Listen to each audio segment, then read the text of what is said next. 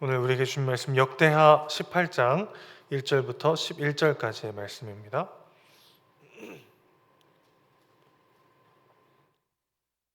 하나님 말씀 역대하 18장 1절부터 11절까지의 말씀, 구약성경 677면 역대하 18장 1절부터 11절까지의 말씀 제가 봉독하도록 하겠습니다. 여호사밧이 부귀와 영광을 크게 떨쳤고 아합 가문과 혼인함으로 인척 관계를 맺었더라. 2년 후에 그가 사마리아의 아합에게 내려갔더니 아합이 그와 시종을 위하여 양과 소를 많이 잡고 함께 가서 길랏 라못 치기를 권하였더라. 이스라엘 왕 아합이 유다 왕 여호사밧에게 이르되 당신이 나와 함께 길랏 라못으로 가시겠느냐 하니 여호사밧이 대답하되 나는 당신과 다름이 없고 내 백성은 당신의 백성과 다름이 없으니 당신과 함께 싸우리이다 하는지라.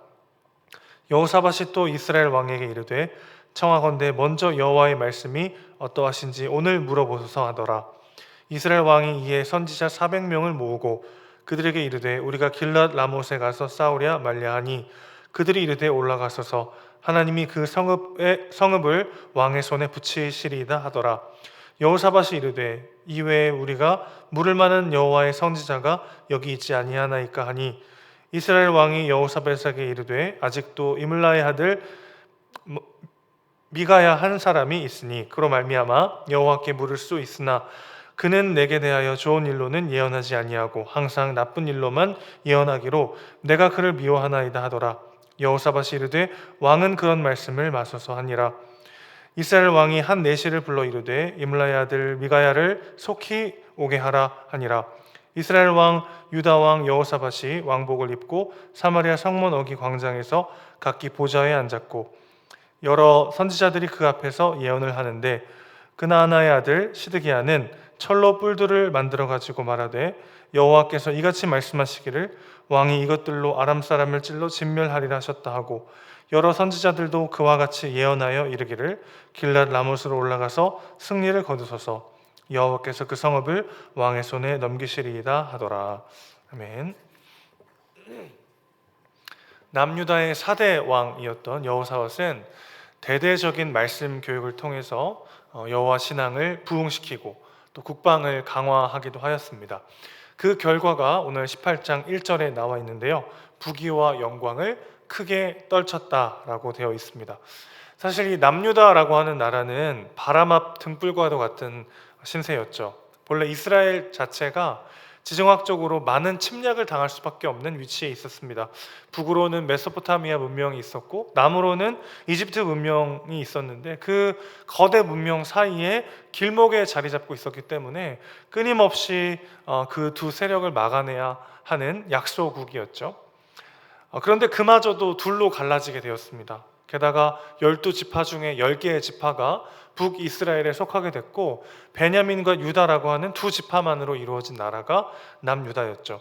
그런 유다가 부귀와 영광을 크게 떨쳤다라고 하는 것은 누가 봐도 하나님의 은혜 때문이었습니다. 그런데 여호사밧은 하나님을 신실하게 섬김으로 인하여 받은 이 놀라운 축복을 얻고 나서 어떤 선택을 하게 되냐면 아합 가문과 혼인함으로 인척 관계를 맺게 되죠. 그러니까 오늘 18장 1절은 그동안 여호사밧이 열심히 하나님을 섬기면서 하나님께 주셨던 축복의 결과를 이야기하기도 하고 뒤이어서 그가 그 축복을 받은 다음에 어떤 선택을 했는지를 이야기해 줍니다. 여호사밧은 자신의 아들 여호람과 북이스라엘의 왕 아합과 왕비 이세벨 사이에서 나왔던 아달랴를 혼인시키게 되죠. 이 선택은 정치적으로는 충분히 이해가 되는 어찌 보면 현명한 선택입니다. 남과 북으로 분열된 후에 60년 동안 북이스라엘과 남유다는 계속해서 전쟁을 치러왔습니다. 얼마나 참 백성들이 많이 지쳤겠어요. 모두가 평화를 간절히 원했을 것입니다. 게다가 당시 북이스라엘은 아합을 중심으로 외교적으로 그리고 경제적으로 남유다보다 더 탄탄한 기반을 가지고 있었습니다. 아합은 외교의 달인이었어요. 시돈의 공주였던 이세벨과 혼인하면서 북이스라엘은 북쪽 지역의 페니키아 세력과 동맹을 맺을 수 있게 되었습니다. 그는 북이스라엘을 경제적으로 그리고 외교적으로 아주 탄탄하게 세워나가고 있었죠. 그런 아합과 혼인으로 동맹을 맺는다면 오랜 전쟁도 멈출 수 있고 그의 외교 라인으로 더 큰 번성을 누릴 수 있는 그야말로 탁월한 선택이었다라고 할 수 있겠습니다. 자, 그러나 바로 이 선택은 남유다의 영적 타락의 결정적인 출발점이 되고 맙니다. 이세벨이 가져온 바알 종교가 북이스라엘을 결국 망하게 했죠. 그리고 소름 끼치도록 엄마 이세벨을 빼다 닮은 아달랴로 인해서 남유다에도 바알 숭배가 들어오게 되었고 다윗 가문은 진멸의 위기를 겪기도 합니다. 여호사밧이 왜 이런 선택을 했을까요? 여러 가지로 이야기할 수 있겠습니다만은 지킬 것이 많은 사람은 두려운 것도 더 많은 법이죠. 여호사밧은 집권 초기에 누구보다도 신실하게 다윗의 길로 행하면서 하나님을 따랐던 왕입니다. 산당들과 아세라 목상들도 제거하면서 철저히 하나님만을 섬기려고 몸부림쳤던 사람이죠. 그로 인해서 하나님께 넘치도록 많은 복을 받게 되었어요. 그러자 이제 그는 이것들을 어떻게 유지하고 지켜나가고 더 발전시킬 것인가에 대한 고민을 할 수밖에 없었을 것입니다. 그러자 현실이라고 하는 무게는 전혀 전과 다른 묵직함으로 다가오기 시작했을 것입니다. 결국 그는 북이스라엘의 이 아합 가문과의 끈을 끝까지 포기하지 못했어요.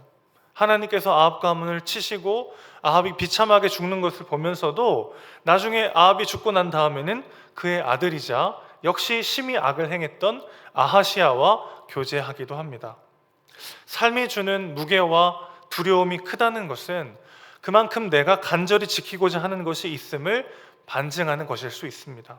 그것이 주는 부담이 클수록 우리의 시야는 점점 좁아지고 하나님으로부터는 점점 멀어지게 되는 것이죠.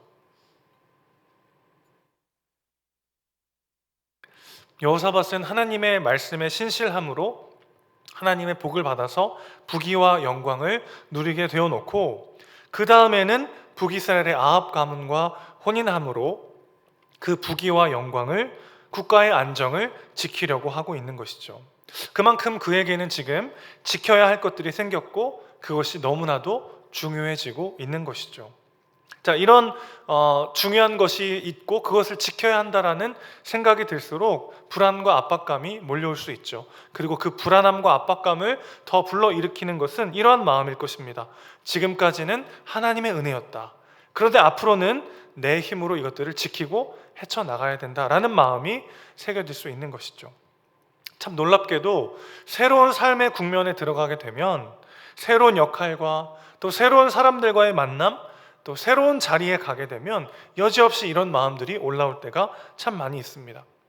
좀 전에 우리 같이 찬양했듯이 지금까지 지내온 것은 주님의 은혜입니다 고백하면서도, 그러나 앞으로는 내가 내 삶을, 내 자존심을, 내 가정을, 내 미래를 지켜야만 할 것 같은 새로운 부담감이 또 다른 자기 의와 자기 만족과 어떤 나를 의지하는 마음이 올라오게 되는 것이죠. 본문 2절을 보면 아합이 여호사밧에게 길르앗 라못을 함께 치자고 제안합니다. 이 길르앗 라못이라고 하는 땅은요, 요단강 동편에 있는 땅인데, 이 요단 동편은 원래 밑에서부터 르우벤, 갓, 므낫세 반지파에게 분배된 땅이었죠. 그 중에 갓 지파에게 소속되었던 이 땅인데 비옥한 고원 위에 건설된 발달된 상업 도시였습니다. 특히 이 킹스웨이라고 하는 왕의 대로가 지나가는 길목에 있었기 때문에 교통의 요지였죠. 그래서 군사적으로도 매우 중요했던 이곳을 차지하기 위해서 북이스라엘과 아람 사이에 치열한 격전이 자주 벌어지기도 했습니다. 그 땅을 차지하는데 도움을 주면서 거기서 오는 전리품과 이익을 나눌 수 있다는 계산이 여호사밧에게 있었을 것 같아요.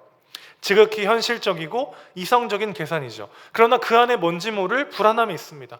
뭔지 모를 부담감이 있어요. 오늘 본문에서 소개하는 여호사밧의 모습을 보면은 내키지 않는 일을 마지못해 하고 있는 약간 어정쩡한 모습을 보게 됩니다.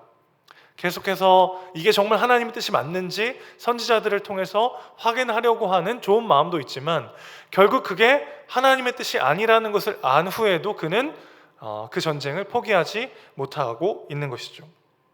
지금까지 지내온 것이 주님의 큰 은혜라는 것을 분명 고백하면서도 앞으로 내가 가지고 있는, 내가 누리고 있는 이것들은 내 힘으로 지켜야만 한다는 너무나도 아이러니한 부담감이 그의 마음을 사로잡았던 것 같습니다. 새로운 삶의 상황과 역할들, 새로운 삶의 국면들이 다가오면 여지없이 우리 안에 올라오는 거짓 신념들인 것이죠. 그래서 지금 여호사밧은 하나님의 음성을 들으려고 애쓰지만 여전히 내가 생각하는 소망의 끈을 놓지 않는 이도 저도 아닌 어정쩡한 모습으로 살아가고 있는 것이죠. 그나마 여호사밧에게 소망이 있었던 것은 계속해서 여호와의 선지자에게 물으려 한다는 것입니다. 그래서 아합에게 요구하죠. 여호와의 선지자가 뭐라고 하는지를 먼저 들어보자. 그런데 아합은 거짓 선지자 400명을 준비하고 그들의 예언을 듣게 되죠. 그 예언을 듣고도 여호사밧은 말합니다. 이외에 우리가 물을 만한 여호와의 선지자가 여기 있습니까? 그때 이제 아합은 미가야를 소개합니다. 그런데 7절 보면 항상 나쁜 일로만 예언하기로 내가 그를 미워합니다라고 이야기합니다. 그러나 사실은 나쁜 일이 아니라 내가 듣고 싶지 않은 이야기를, 듣기 싫은 이야기를 하는 사람이 좀 더 정확한 표현이겠죠. 14절 보시면, 오늘 본문은 아닙니다만은 14절을 보시면 미가야 선지자가 처음엔 이렇게 얘기해요. 올라가서 승리를 거두소서, 그들이 왕의 손에 넘김바 될 것입니다. 이렇게 말하자 아합은 그 말을 믿지 않습니다. 그러면서 15절에 보시면 이렇게 말해요. 여호와의 이름으로 진실을 말하라. 아합은 지금 미가야가 무슨 말을 해야 할지 알고 있는 것처럼 이야기해요. 그리고 그것이 여호와의 이름으로 말하는 진실이라고 자기도 모르게 말하고 있습니다. 그런데 그것을 나쁜 일로 예언한다라고 이야기하고 있죠. 그러니까 자기의 마음에 들지 않는, 자기가 싫어하는 말을 미가야가 하고 있다라고 말하고 있지만, 그것은 나쁜 일이 아니라 사실은 내 귀에 듣기 싫은 일이지만 꼭 들어야 하는 하나님의 말씀이었다는 거죠. 사실 하나님의 말씀은 자꾸만 우리를 불편하게 합니다. 괴롭게 할 때가 참 많죠. 말씀을 묵상하는데 늘 기쁘고 감사하기만 하다면 사실은 제대로 내가 말씀을 깨닫고 있지 못할 가능성도 있다는 것을 우리는 기억해야 합니다. 물론 주님의 말씀은 꿀송이처럼 달기도 하죠. 그러나 동시에 주님의 말씀은 내 발의 등이요 내 길의 빛이 되어서 내 내면을 여지없이 밝게 드러내 보이기도 합니다.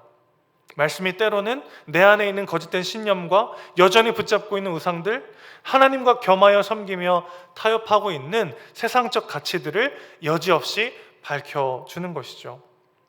그래서 하나님의 음성에 귀 기울여 말씀을 묵상하고 기도하지만 여전히 내 기준과 내 가치와 내 욕심을 내려놓지 못하고 어정쩡하게 이리저리 흔들리는 나를 직면하게 하고, 그런 방식으로 우리의 마음을 힘들게 할 때가 있는 것이죠.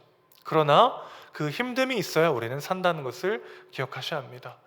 그 말씀이 주는 불편함이 있어야 우리는 계속해서 살 수 있는 것이죠. 말씀이 주는 찔림과 내 내면의 들추어냄이 사실은 불편하지만 그것을 견뎌내고 계속해서 하나님의 말씀을 들어야 우리의 영혼이 살아나는 것입니다. 내 귀에 듣기 좋은 메시지들, 나를 행복하게 해줄 것처럼 여겨지는 세상적 가치들을 담대히 내려놓고, 때로는 불편하고 힘들지만, 때로는 기분 나쁘지만 우리의 몸과 마음을 살리는 하나님의 말씀에 귀를 기울이며 그 말씀에 우리의 삶을 내어드리는 우리 모두가 되기를 소원합니다. 우리도 여호사밧과 같죠. 신실하게 하나님을 섬깁니다. 하나님을 사랑하죠. 하나님을 의지하며 여기까지 왔어요. 그런데 때로는 내 삶에 또다시 다가오는 새로운 삶의 국면 앞에서는 또다시 내 힘이 올라오고 마치 그것들을 내 힘으로 지켜야 할 것 같은 두려움과 부담감을 느낄 때도 있습니다. 그럴 때마다 우리는 기억해야 합니다. 지금까지 지내온 것은 오직 주의 은혜입니다. 여기까지 나를 지키신 하나님께서 앞으로의 나의 삶을 책임지실 것입니다. 그 믿음으로 오늘 때로는 내 마음을 불편하게 할 수 있고 때로는 나를 찔리게 하는 하나님의 말씀이지만 그 말씀을 마음에 품고 그 말씀에 내 삶을 내어드리며 담대히 오늘 하루를 살아내는 우리 모두가 되시기를 주님의 이름으로 축복합니다. 아멘. 기도하겠습니다.